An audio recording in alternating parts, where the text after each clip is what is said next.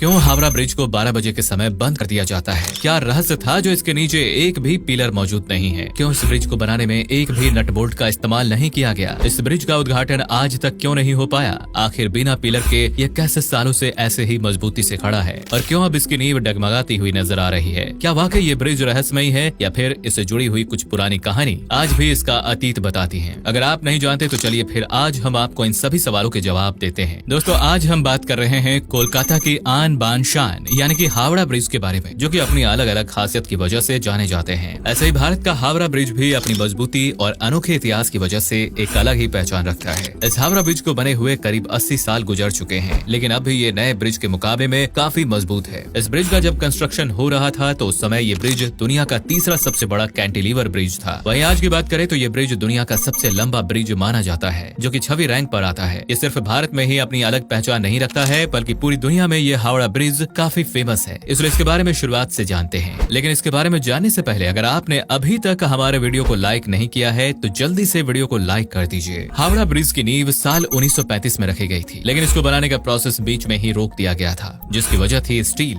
जिस समय ये ब्रिज बन रहा था उस समय में पर्याप्त स्टील की व्यवस्था नहीं हो पा रही थी, इसलिए इसे बनने में काफी लंबा समय लगा। लेकिन फिर इसको दोबारा बनाने की शुरुआत साल 1936 में की गई। हावड़ा ब्रिज साल 1942 में जाकर पूरा हुआ और बिना उद्घाटन के ही 3 फरवरी साल 1943 से इसे इस्तेमाल किया जाने लगा। अब आप सोच रहे होंगे कि इतने जाने माने ब्रिज का आखिर उद्घाटन क्यों नहीं किया गया? तो आपको बता दें कि जिस वक्त ये ब्रिज बनकर तैयार हो रहा था उस दौरान सेकेंड वर्ल्ड वॉर का दौर था, जिस वजह से हर तरफ हाहाकार मचा हुआ था और ऐसी गर्मी के समय भारत ने इसका उद्घाटन करना ठीक नहीं समझा और बिना किसी उद्घाटन के ही बिना खुशियां मनाए ही ये पुल इस्तेमाल में लिया जाने लगा। क्या आपने सुना है कि जब हावड़ा ब्रिज को बनाया जा रहा था तो उस समय इसकी मजबूती के लिए कई लोगों की बलि दी गई थी? आपने नानी दादी के मुंह से ऐसे बहुत से किस्से कहानियां सुने होंगे जिनमें हमें पता चलता है कि जब भी कोई बड़ी साइट का काम या कंस्ट्रक्शन किया जाता है तो ये चीजें बलि मांगती हैं ताकि ये लंबे समय तक ऐसे ही टिके रहें। ऐसी ही कहावत कुछ हावड़ा ब्रिज के साथ भी जुड़ी हुई है। ऐसा कहा जाता है कि उस ब्रिज के बनने में बहुत से लोगों ने अपनी जान गंवाई है और इस ब्रिज ने कई लोगों की बलि ली है। तभी आज 80 साल के बाद भी ये ब्रिज ऐसा का ऐसा ही टिका हुआ है। लेकिन आपको बता दें कि ये सिर्फ एक अफवाह है और इससे ज्यादा कुछ नहीं है, क्योंकि कोई भी देश इन सब चीजों को बिल्कुल भी एक्सेप्ट नहीं करता है और न ही ऐसा करने की इजाजत देता है। क्या आप जानते हैं कि इस हावड़ा ब्रिज की एक चाबी भी है? जहाँ ऐसा लोगों का कहना है कि इस ब्रिज में कुछ ऐसा सिस्टम बनाया गया था जिसके इस्तेमाल के लिए उस चाबी का होना जरूरी था, पर आज ये चाबी भारत के पास नहीं है, क्योंकि उस समय में अंग्रेजों ने इसे अपने अंडर में कर लिया था और आज भी ये चाबी अंग्रेजों के पास ही महफूज है। इस चाबी के बारे में बताया जाता है कि इस चाबी से ब्रिज को खोला जा सकता है। इस ब्रिज को कुछ इस तरह से डिजाइन किया गया था कि जब बड़े बड़े जहाज इस पुल के नीचे से गुजरे तो इस पुल को 2 हिस्सों में बांट दिया जाए और आसानी से खुलने की वजह से ये जहाज अपने आगे का सफर तय कर सके और जब ये जहाज इस पुल के नीचे से निकल जाए तो फिर ये पुल एक साथ जुड़ जाए। इस ब्रिज को ब्रिटिशर्स ने बहुत ही एडवांस टेक्नोलॉजी के साथ बनाया था, जिसका अंदाजा आप इसे देखकर ही लगा सकते हैं। वैसे ये चाबी वाली बात कितनी सच्ची है इस बारे में कोई नहीं जानता, लेकिन हाँ, इस हावड़ा ब्रिज की 2 हिस्सों में बंटने की टेक्नोलॉजी बेहद ही कमाल की है। दोस्तों, आज जिस हावड़ा ब्रिज को आप देख रहे हैं दरअसल उसका मॉडल पहले कुछ और ही तैयार किया गया था। 19वीं सदी में ब्रिटिशर्स ने हुगली नदी पर एक पुल बनाने का फैसला किया था, लेकिन उन्हें समझ नहीं आ रहा था कि आखिर पुल का डिजाइन कैसा रखा जाए। इसलिए सबसे पहले इसका एक मॉडल तैयार किया गया जिसमें रस्सियों से लटकने वाला पुल तैयार करने का फैसला किया गया और इसका बिल भी पास हो गया। लेकिन फिर बाद में इस मॉडल को हटा दिया गया, जिसकी वजह बने बड़े बड़े जहाज, क्योंकि इस तरह के पुल के नीचे से बड़े बड़े जहाज का निकलना बहुत ही मुश्किल था। इसलिए दूसरा मॉडल तैयार किया गया। इसके अलावा इस ब्रिज का डिजाइन आज जो आप लोगों के सामने है उसकी एक और वजह भी थी। दरअसल 19वीं सदी में ब्रिटिश इंडिया सरकार ने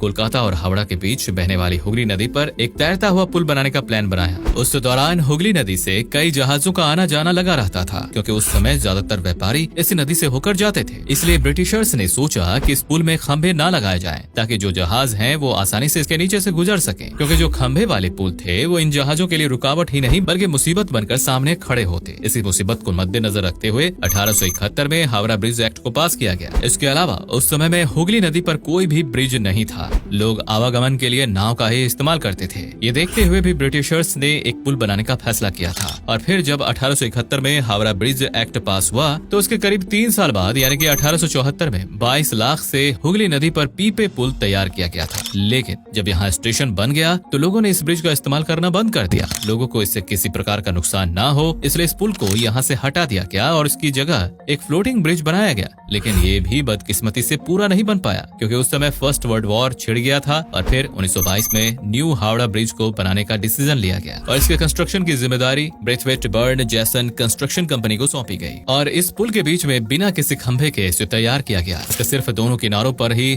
2 खंभे मौजूद हैं जो कि 280 फीट ऊंचे हैं। जी हाँ, 2313 फीट लंबा ये पुल सिर्फ और सिर्फ 2 पिलर्स पर ही आज तक खड़ा हुआ है। उस समय ब्रिटिश सरकार के ये सख्त ऑर्डर थे कि ब्रिज चाहे कैसा भी बने लेकिन इसके नीचे खंभे नहीं होने चाहिए क्योंकि जहाज नहीं निकल पाएंगे। इसलिए इस हावड़ा पुल में कोई भी खंभा नहीं है। इन दोनों खंभों के बीच की दूरी देखें तो ये पूरी 1500 फीट है। उसके अलावा इस ब्रिज की एक और खासियत है और वो ये है, इसको बनाने में एक भी नट बोल्ट का इस्तेमाल नहीं किया गया है। जी हाँ, इस हावड़ा ब्रिज में स्टील की प्लेट्स को आपस में जोड़ने के लिए नट बोल्ट की जगह मेटल से बनी कीलों का इस्तेमाल किया गया था। इस ब्रिज में इस्तेमाल होने वाले स्टील की बात करें तो इस पूरे ब्रिज को मजबूती देने के लिए करीब 26,500 टन स्टील का यूज किया गया है, जिसमें 23,500 टन स्टील की सप्लाई तो खुद टाटा स्टील ने की थी। यानी इस ब्रिज को बनाने में टाटा स्टील कंपनी का काफी सपोर्ट रहा है। वैसे ये बात बहुत ही कम लोग जानते हैं कि टाटा स्टील कंपनी से पहले ये ऑफर ब्रिटिश सरकार ने जर्मनी को दिया था, लेकिन हर तरफ वर्ल्ड वॉर की फैल रही आग की वजह से ब्रिटेन और जर्मनी के बीच आपसी नोकझोंक हो गई थी, जिस वजह से जर्मनी ने स्टील देने से साफ इनकार कर दिया। और ऐसे हालात में ब्रिटिश सरकार की नजर टाटा स्टील पर पड़ी और कॉन्ट्रैक्ट इस कंपनी के नाम हो गया। क्या आप जानते हैं कि इस हावड़ा ब्रिज को 12 बजे बंद करने के पीछे क्या राज छुपा है? चाहे दिन के 12 बजे हो या फिर रात के, क्यों इस पुल पर किसी को भी आने जाने से मना किया जाता है? अगर नहीं जानते तो आपको बता दें कि जिन इंजीनियर्स ने इस पुल को बनाया था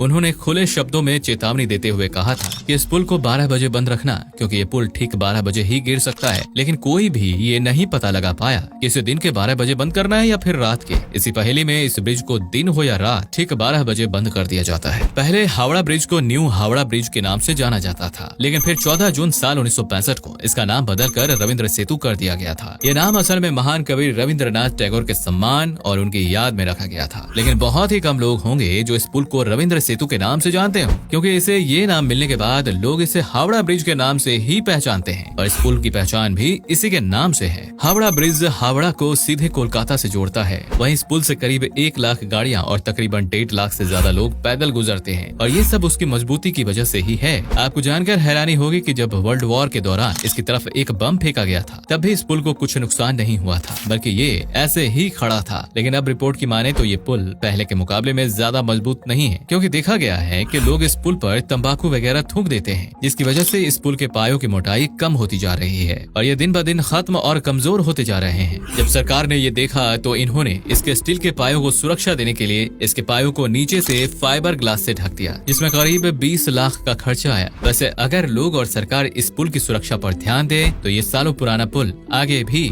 ऐसे ही मजबूती से भारत की शान बनकर खड़ा रह सकता है। दोस्तों, आपको क्या लगता है, क्या ये पुल वाकई में मजबूत है या फिर इसके पीछे कुछ और ही राज छुपा हुआ है? कमेंट में जरूर बताएं। वीडियो अगर पसंद आई हो तो इसे लाइक, शेयर और पेज को फॉलो भी करें।